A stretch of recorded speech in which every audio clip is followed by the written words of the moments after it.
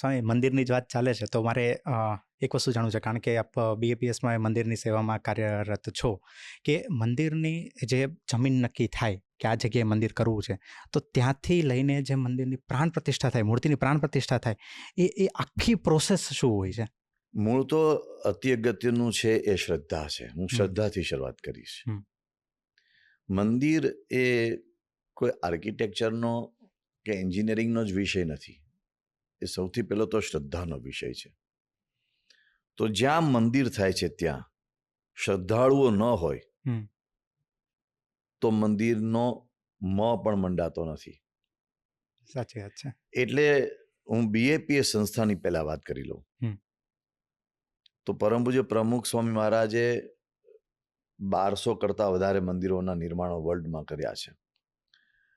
અને એમણે જે મંદિરોના નિર્માણની પ્રક્રિયાને એક વેગ આપ્યો હતો, એ વેગ એવો ને એવો મહંત સ્વામી મહારાજે ચાલુ રાખ્યો. એટલે બીજા 550-600 મંદિરો ત્યાર પછીના 8 વર્ષમાં થઈ ગયા છે. 1800 જેટલા મંદિરોના નિર્માણ થઈ ગયા છે. અને કેટલાય મંદિરોના નિર્માણ ચાલે છે. આ કદાચ હિન્દુ ધર્મનો એવો એક સુવર્ણ યુગ છે કે આટલા બધા મંદિરો આટલા ટૂંકા સમયમાં આ બધા થયા. પણ એના મૂળમાં શ્રદ્ધા. તો જે જગ્યાએ મંદિરનું નિર્માણ કરવાનું છે ત્યાં જે હરિભક્તો છે એમની શ્રદ્ધા છે કે અમારે મંદિર અહીંયા જોઈએ છે, અમારે નિત્ય ભક્તિ કરવી છે, નિત્ય પૂજા પ્રાર્થના કરવી છે, અમારે સત્સંગ કરવો છે, એટલે અમારે એક મંદિર જોઈએ છે. પહેલી એ શ્રદ્ધા નક્કી થાય છે. ત્યાર પછી એ ભક્તોને બધાને અનુકૂળ આવે એવું લોકેશન વિચારવામાં આવે છે. કારણ કે દાખલા તરીકે અમદાવાદની પશ્ચિમમાં કોઈ રહેતું હોય અને આપણે મંદિર બનાવીએ અમદાવાદના પૂર્વમાં, તો બધાને કંઈ રોજ આવવાની અનુકૂળતા ન આવે. એટલે બધાને અનુકૂળ આવે એવી જગ્યા શોધવાનો પ્રયાસ થાય છે. પછી ભૂમિ સંપાદિત કરવામાં આવે છે. તો કોઈક હરિભક્ત જ એનું દાન કરે છે, આર્થિક રીતે દાન કરે કે ભૂમિનું દાન કરે છે. પછી એ ભૂમિ ઉપર ત્યાંની સ્થાનિક જરૂરિયાત મુજબ એના નકશા તૈયાર થાય છે. એ નકશા તૈયાર થાય એની ઘણી બધી ચર્ચા વિચારણા ચાલે છે કે આને બદલે આમ કર્યો તો કેવું, આને બદલે આમ કર્યો તો કેવું. ઘણા બધા વિકલ્પો તૈયાર કરવામાં આવે છે. પછી એ વિકલ્પોમાંથી એક વિકલ્પ પસંદ કરવામાં આવે છે અને પછી એ વિકલ્પ મુજબ બાંધકામ શરૂ થાય છે. એની પરમિશન જે સ્થાનિક સરકારી સંસ્થાઓ હોય, દાખલા તરીકે અમદાવાદ હોય તો મ્યુનિસિપલ કોર્પોરેશન હોય, કાં ઓરડા હોય, કે જે સ્થાનિક લોકલ નગરપાલિકા હોય કે નગર પંચાયત હોય, જ્યાં જે હોય ત્યાં એની પરમિશન લીધા પછી એ પ્લાન પાસ થયા પછી એનું બાંધકામ વિધિવત શરૂ કરવામાં આવે છે. ત્યારે એનો પહેલો શિલાન્યાસ કરવામાં આવે છે. ઓકે. પહેલી શિલારોપણ કરવામાં આવે છે. શિલાન્યાસ એટલે ભૂમિપૂજન. શિલાન્યાસ એટલે આપણે ત્યાં એક સનાતન ધર્મના શિલ્પશાસ્ત્રોમાં આદેશ છે કે જ્યારે મંદિરનું નિર્માણ થાય ત્યારે એની શરૂઆત એક બીજારોપણથી કરવામાં આવે છે. એક બીજનું આરોપણ કરવામાં આવે છે. એટલે એવું માનવામાં આવે છે કે એ બીજમાંથી જેમ વૃક્ષ ખીલે છે એમ આ આધ્યાત્મિક બીજમાંથી મંદિર ખીલે છે. અને એ જેમ એક બીજમાંથી માણસની ઉત્પત્તિ થાય છે એમ આ બીજમાંથી મંદિર રૂપી ભગવાનની ઉત્પત્તિ થાય છે.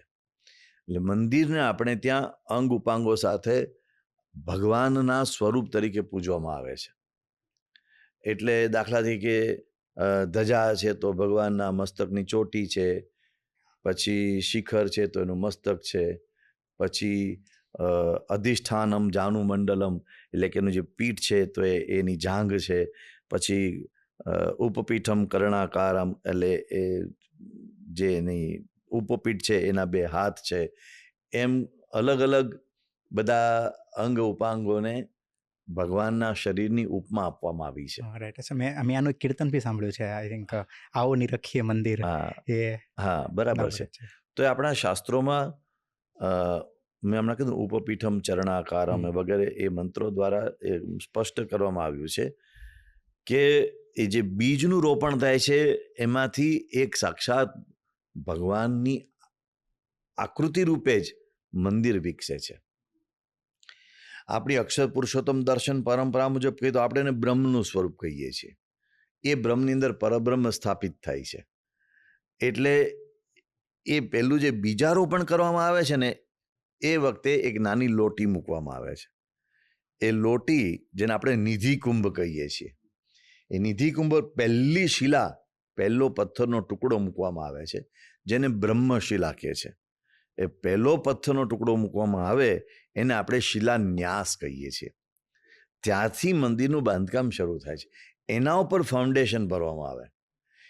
એ સૌથી નીચેમાં નીચેનો પથ્થર એ આ બ્રહ્મશિલા છે. પછી આ ઉપર ફાઉન્ડેશન થાય, પછી એક અંગ ઉપાંગો દ્વારા મંદિરનું નિર્માણ થાય છે. મંદિરનું નિર્માણ થાય ત્યારે એના એક સ્ટેજ ઉપર એનું પૂજન કરવામાં આવે છે, એની વિધિ હોય છે. જેમ કે મેં કીધું કે આ નિધિ કુંભ રોકવામાં આવે છે, શિલા સ્થાપન કરવામાં આવે છે, ત્યારે એનો બહુ જ મોટો શાસ્ત્રીય વિધિ હોય છે. ત્યાર પછી એનું ફાઉન્ડેશન પૂરું થાય એટલે પ્રથમ સ્તંભ રોપણ કહે છે, સ્તંભ સ્થાપન, એટલે એનો એક વિધિ હોય છે. પછી 12 શાખનો એનો સ્થાપનનો એક વિધિ હોય છે. પછી શિખરનો પથ્થર મૂકવામાં એનો એક વિધિ હોય છે. આમલસારો મૂકવાનો હોય તો એનો એક વિધિ હોય છે. કળશનું સ્થાપિત કરવામાં આવે તો કળશ સ્થાપિત કરવામાં એનો એક વિધિ હોય છે. ધજા સ્થાપિત કરવામાં આવે એનો એક વિધિ હોય છે. અને એવી રીતે મૂર્તિની પ્રાણ પ્રતિષ્ઠા એનો એક વિધિ હોય છે. અને મૂર્તિ પ્રાણ પ્રતિષ્ઠા થઈ ગઈ પછી તો રોજ વિધિ, એવરી ડે. તો મંદિરના નિર્માણની પહેલી શિલા, પહેલી ઈંટ મુકાય છે ત્યારથી માંડીને એક પગથિયે, એક સ્ટેજ ઉપર વિધિ હોય છે. આનું શું કારણ એ પણ વચ્ચે કહી દઉં. તો તમે જતો હશે ઘણા બધા બિલ્ડિંગ્સ જાતના, તમે અબુધાબી જાઓ, દુબઈ જાઓ, દુનિયાના બીજા દેશમાં જાઓ, ભારતમાં જાઓ, મુંબઈ, દિલ્હી જેવા મોટા શહેરોમાં જાઓ, હવે તો અમદાવાદમાં પણ હાઈરાઇઝ બધા બિલ્ડિંગ્સ બધા બને છે. એ બિલ્ડિંગમાં જાતની શોભા હોય, ઇન્ટિરિયર ડેકોરેશન હોય, ગ્રેનાઇટ લગાડ્યો હોય, ગ્લાસ લગાડ્યો હોય, ને સ્ટીલ લગાડ્યું હોય, બધું જાતનું લગાડ્યું હોય. થોડાક સમય પછી એ બધું જૂનું લાગવા માંડે. તમે ક્યાંય પણ જશો ને, એક્ઝેક્ટલી, એ થોડા સમય પછી તમને લાગે આ બિલ્ડિંગ જૂના થઈ ગયા. એટલે એનું આકર્ષણ તમને શરૂઆતમાં જેવું હોય ને એવું આકર્ષણ કાયમ નથી રહેતું. ઘણા બધા તમે બિલ્ડિંગ્સ દુનિયામાં જોયા હશે એવા. મંદિરમાં એવું નથી થતું. મંદિરનું આકર્ષણ કાયમ હોય છે. એના 3 કારણ છે. તો જે આપણા શિલ્પશાસ્ત્રો છે એમણે જે મંદિરની વિભાવના વિકસાવી, એક મંદિરનો કોન્સેપ્ટ ડેવલપ કર્યો, એમાં એમણે 3 મુદ્દા લીધા. ફર્સ્ટ ઇઝ સ્ટ્રક્ચરલ સ્ટેબિલિટી, કે ગમે એવા ભૂકંપ આવે તો મંદિર પડવું ન જોઈએ. જે મંદિરો પડ્યા છે એ જેણે શોર્ટકટ કાઢ્યા છે એવા લોકોને કારણે પડ્યા છે. મંદિર કોઈ દિવસ પડે જ નહીં. કારણ કે શાસ્ત્રોને જો અનુસરીને ચાલતો હોય તો સ્ટ્રક્ચરલ સ્ટેબિલિટી જબરજસ્ત હોય છે, એમાં પડે જ નહીં. મેં ઘણા બધા સ્ટ્રક્ચરલ એન્જિનિયરો સાથે શાસ્ત્રોની ચર્ચાઓ કરી છે. આ મંદિર પડે જ નહીં. બીજો મુદ્દો એ એની બ્યુટી, એનું સૌંદર્ય, એસ્થેટિક્સ. કારણ કે મંદિરના એક ભાગનો એક ઇંચનો હિસાબ છે. એટલે શાસ્ત્રો બતાવે છે કે આ પટ્ટી આટલી જ લેવાની, આ પટ્ટી આટલી જ લેવાની, આ પટ્ટી આટલી લેવાની, આ ભાગ આટલો લેવાનો, આ ભાગ આટલો લેવાનો. એમ ટોપ ટુ બોટમ દરેક અંગ ઉપાંગ, અને ઉપાંગના પણ ઉપાંગ, અંગ પ્રત્યંગ, એ બધાની એસ્થેટિકલી ડેફિનેશન આપવામાં આવી છે. અને એસ્થેટિકલી એના ડાયમેન્શન્સ આપવામાં આવ્યા છે. આડેધડ કોઈ મંદિર ઊંચા નીચા કરી નાખે એવું નથી ચાલતું. પણ એના એસ્થેટિક્સને વિચારીને યુગો સુધી એ મંદિર તમને આમ જોવું ગમે એવી રીતે એના ડાયમેન્શન્સ આપવામાં આવ્યા છે, ઓપ્શન્સ આપવામાં આવ્યા છે. આ તમને, તમારી પાસે ઓછી સગવડ છે તો તમે આ રીતે પણ બનાવી શકો, થોડીક વધારે સગવડ છે તો આ રીતે બનાવી શકો, આ ડાયમેન્શનમાં બનાવી શકો, આ ડાયમેન્શનમાં બનાવી શકો, આ ડાયમેન્શનમાં બનાવી શકો. એ બધા ડાયમેન્શન્સ આપવામાં આવ્યા છે. એસ્થેટિકલી અદ્ભુત થવું જોઈએ મંદિર. આ ઋષિમુનિઓનું બીજું એક મહત્વનું પાસું. અને જે ત્રીજું પાસું છે ને એ સ્પિરિચ્યુઆલિટી, આધ્યાત્મિકતા. એટલે એની પહેલી શિલા રોપવામાં આવે ત્યારે આધ્યાત્મિક રીતે એનું રોપણ કરવામાં આવે છે, અને છેલ્લી શિલા રોપાય આમલસારો અને એના પર કળશ ત્યારે પણ આધ્યાત્મિક વિધિ થાય છે. એક લેયર બાય લેયર જાય છે ત્યારે સ્પિરિચ્યુઆલિટીના સિદ્ધાંતો પ્રમાણે લેયર બાય લેયર જાય છે. એનું સિગ્નિફિકન્સ છે. આડેધડ કોઈ અંગ ઉપાંગ વિચારવામાં નથી આવ્યું. મંદિરનું મંડોવર છે તો મંદિરના મંડોવરના 18 ભાગ છે, 23 ભાગ છે, 17 ભાગ છે, અલગ અલગ ભાગ ઉપાંગ એના કરવામાં આવ્યા છે. એ બધા પાછળ સિમ્બોલિઝમ છે. અને તમે પેલે ડાઉન બ્રાઉનની નવલકથાઓ આવે છે આજકાલ, એન્જલ્સ એન્ડ ડીમન્સ ને દા વિન્ચી કોડ ને બધું આવે છે, એમાં તો શું સિમ્બોલિઝમ છે. આ તમે ટેમ્પલ આર્કિટેક્ચરમાં સિમ્બોલિઝમ તો જુઓ. એના માટે હું એક સજેસ્ટ કરું, 2 પુસ્તકો કોઈ વાંચવા જોઈએ. એક બહુ જ મોટી જર્મન વિદુષી મહિલા થઈ ગઈ સ્ટેલા ક્રેમરિશ, એના હિન્દુ ટેમ્પલ્સ વોલ્યુમ 1 અને વોલ્યુમ 2 કોઈ વાંચો તો હલી જાય એવું છે. સિમ્બોલિઝમ અનબિલિવેબલ સિમ્બોલિઝમ છે. સ્પિરિચ્યુઆલિટીની હમણાં તમે વાત કરીને, અમે સ્પિરિચ્યુઅલ છીએ ને અમે ધાર્મિક નથી, ને બધી જે લોકો કહે છે ને, એને શું સિમ્બોલિઝમમાં સ્પિરિચ્યુઆલિટી કહેવાય એનો કોઈ ખબર નથી હોતી. પેલી જર્મન મહિલા 40 વર્ષ સુધી ટેમ્પલ આર્કિટેક્ચરનો સ્ટડી કરીને પડી રહી ભારતમાં, અને એને એટલો જબરજસ્ત ડેપ્થમાં એનો સ્ટડી કર્યો. તો એ સિમ્બોલિઝમ છે. એટલે મંદિરમાં આધ્યાત્મિકતા છે. આ 3 કારણે એને લીધે કોઈ પણ મંદિર એ તમને હંમેશા આકર્ષક લાગશે. તમે શામળાજીનું મંદિર 12મી શતાબ્દીમાં, આજે 200 વર્ષ થવા આવ્યા, એમ કે છે કે 15મી શતાબ્દીમાં થયું છે. તમે મીરાબાઈનું મંદિર આમેરમાં જુઓ તો એ 15મી શતાબ્દીમાં થયું છે. તમે દ્વારકાધીશનું મંદિર જુઓ તો એ 15મી શતાબ્દીમાં થયું છે. બૃહદેશ્વરની મેં વાત કરી, રાજા સૂર્યવર્મનને કંબોડિયામાં મંદિર બનાવ્યું. એ બધા મંદિરોને આજે તમે જોવા જાઓ હજાર વર્ષ થઈ ગયા. કદાચ એ મંદિરો ખંડેર જેવા થઈ ગયા હશે, પણ તમે ત્યાં જઈને ઊભા રહેશો ને, એ મંદિર જોવા તમને ગમશે. કિરાડુના મંદિરો રાજસ્થાનમાં, તમે બાડમેર પાસે કિરાડુના મંદિરો છે, તમે જોવા જાઓ તોડી નાખ્યા છે. એના ખાલી થાંભલા જ ઊભા છે. તમે ખાલી એની વચ્ચે જઈને એમને ઊભા રહેશો ને, તમને લાગે અદ્ભુત છે. મોઢેરાનું સૂર્ય મંદિર અદ્ભુત લાગે તમને.